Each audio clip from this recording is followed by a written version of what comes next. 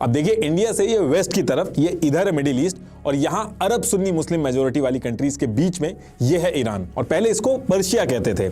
Iran अपनी geopolitical location और resources की वजह से सुपर पावर्स की नजर में हमेशा से रहा है। ईरान के अंदर कंट्रोल रखने के बहुत सारे एडवांटेजेस, पूरे रीजन में कंट्रोल मिलता है। ईरान का एक बॉर्डर इधर साउथ एशिया से लगा है, दूसरा बॉर्डर इसका अरब से लगा है, नीचे इसके पर्शियन गल्फ, अरेबियन सी, जहां से दुनिया भर का ट्रेड होता है। ये स्ट्रेट ऑफ हर्मुज है, ये यहाँ पे है। ये इसको अगर ब्लॉक कर दिया जाए तो दुनिया का जो 20% ऑयल का जो फ्लो है उसको आप बड़ी आसानी से बहुत ही कम टाइम में रोक सकते हो। रिसोर्सेज की बात करें तो ऑयल और नेचुरल गैस के भंडार हैं यहाँ पे, लेकिन कुछ चीजें ऐसी हुई ईरान के अंदर जिसकी वजह से आज की डेट में ईरान की 28% पॉपुलेशन जो है वो पॉवर्टी में, और 40% पॉपुलेशन जो है वो अगले 2 साल में पॉवर्टी में जाने वाली है। अक्टूबर 1834 का टाइम था, फात अली शाह की डेथ हो गई थी, मोहम्मद शाह जो थे वो राजा बनते हैं, और इनकी भी डेथ के बाद 5 सितंबर 1848 को इनके बेटे नासिर अल दिन शाह ईरान के राजा बनते हैं। ये थोड़ा एग्रेसिव थे। इन्होंने राजा बनने के कुछ ही साल बाद करीब 1856 में एक एरिया था हेरत नाम से, जिसको राजा नासिर जो थे वो ईरान का हिस्सा मानते थे, और इसको ईरान के अंदर लेने के लिए ये अटैक कर देते हैं। और यहाँ पे ब्रिटिशर्स को एक मौका मिलता है, और ब्रिटिशर्स मौका देख के उल्टा अटैक कर देते हैं। पहले तो ईरान को वापस भेजते हैं, और उसके बाद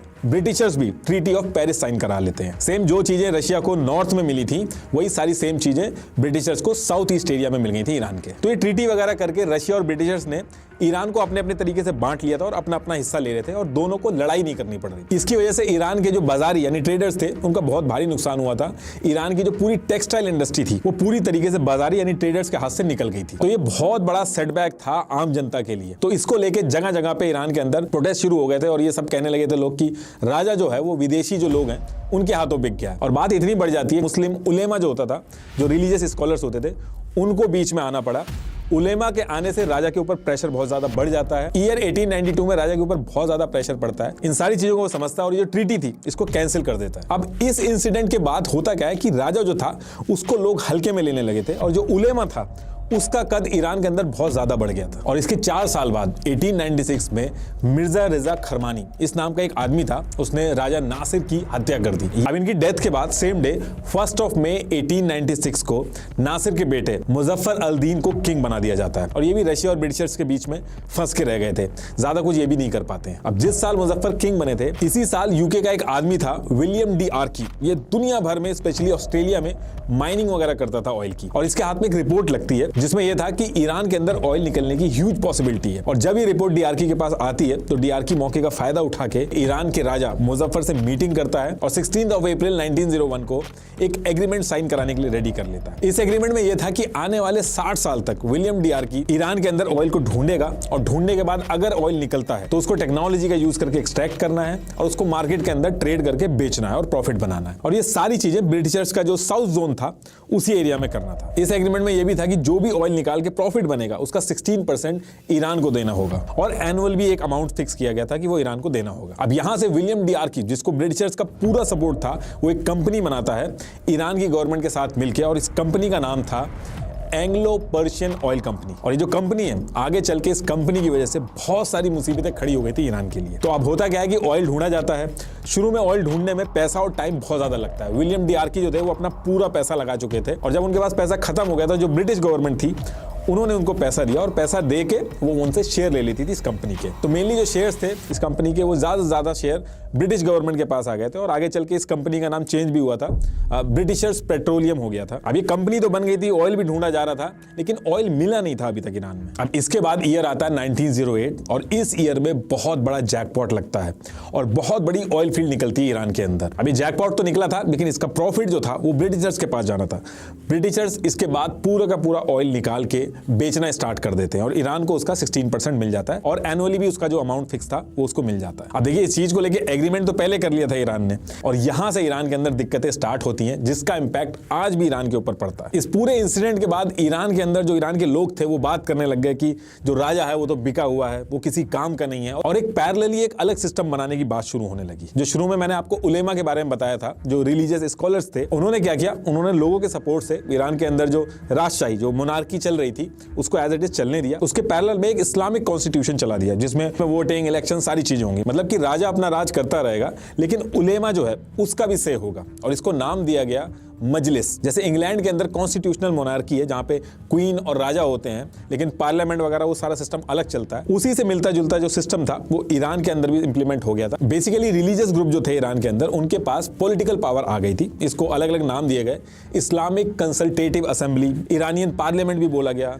और ईरानियन मजलिस भी बोला गया। अब क्योंकि ये जो मजलिस थी ये पूरी तरीके से रिलीजियस स्कॉलर जो थे वो अपने हिसाब से रन करते थे, तो इन्होंने लॉ भी उसी के हिसाब से बनाया। जैसे शिया मुस्लिम रिलीजन जो है उसको ईरान का ऑफिशियल रिलीजन अनाउंस कर दिया गया। राजा और मजलिस जो थे वो ईरान को मिलकर चला रहे थे, लेकिन एक्चुअल में हो ही रहा था कि मजलिस जो थी वही डिसीजन ले रही थी, ईरान की गवर्नमेंट की तरह एक्ट कर रही थी वो, और राजा सिर्फ नाम का बचा था। अब इसके बाद डेट आती है 16 जुलाई 1909। राजा मुजफ्फर अल दीन, इनकी डेथ हो जाती है और इनके जो बेटे थे मोहम्मद अली शाह, ये राजा बनते हैं। और इनके बेटे जो थे वो अपने पिताजी से थोड़े अलग थे। ये ईरान के अंदर जो मजलिस का जो कॉन्सेप्ट था इसके बिल्कुल अगेंस्ट में थे। इनका ये मानना था कि राजा कुछ कर ही नहीं पाता है, सारे के सारे जो डिसीजंस थे वो मजलिस ले रही थी वोटिंग और कॉन्स्टिट्यूशन बना के, राजा सिर्फ नाम का था। अब मोहम्मद अली शाह क्या करते हैं, मोहम्मद अली शाह आर्मी की मदद लेते हैं और ये जो मजलिस के जो लीडर वगैरह थे इनके ऊपर अटैक करा देते हैं और इनको जेल वगैरह में बंद करा देते हैं। अब राजा जो था उसने मजलिस को बंद तो करा दिया था, लेकिन मजलिस को लोगों का सपोर्ट था। एक साल बाद 1909 में मजलिस ने क्या किया, उसने अपने खुद के फाइटर बना के राजा के ऊपर अटैक करा, उसके जो लीडर थे उनके ऊपर अटैक किया, और जैसे ही सारी बातें आउट ऑफ कंट्रोल हो गई, मोहम्मद अली जो राजा थे वो ये सारी चीजें देख के रशिया भाग जाते हैं। तो इस पर्टिकुलर टाइम पे ईरान को कोई भी राजा गवर्न नहीं कर रहा होता है, पूरा का पूरा मजलिस जो थी वो कंट्रोल कर रही थी। लेकिन ईरान के रूल के हिसाब से ये गलत था, राजा होना जरूरी था। तो मजलिस क्या करती है, वो राजा का जो बेटा था 11 साल का उसको राजा बना देती है। वो एक पपेट की तरह रहता है, एक्चुअल में ईरान को जो चला रही थी वो मजलिस ही चला रही थी उस पर्टिकुलर टाइम पे। अब इसी बीच क्या होता है कि फर्स्ट वर्ल्ड वॉर स्टार्ट हो जाती है और ईयर 1917 में रशिया के अंदर खुद ही बहुत सारे रिवॉल्यूशन हो रहे थे, उससे अपना ही देश नहीं संभल रहा था, तो वो ईरान को छोड़ के वापस चला जाता है अपने देश में। लेकिन ब्रिटिशर्स यानी यूके को ऑयल मिलने के बाद ईरान छोड़ के जाना उसका पॉसिबल नहीं था। ईरान का जो ऑयल था वो यूके की इकोनॉमी का मेजर पार्ट बन चुका था और सारी की सारी इंडस्ट्री जो थी वो इसी ऑयल पे डिपेंड हो चुकी थी। तो इसीलिए ब्रिटिशर्स जो थे वो ईरान को छोड़ के गए नहीं, वो time to time financial help करते थे, पैसे देते थे, सिक्योरिटी वगैरह की हेल्प करते थे। लेकिन ईरान के जो लोग थे वो इससे भी खुश नहीं थे।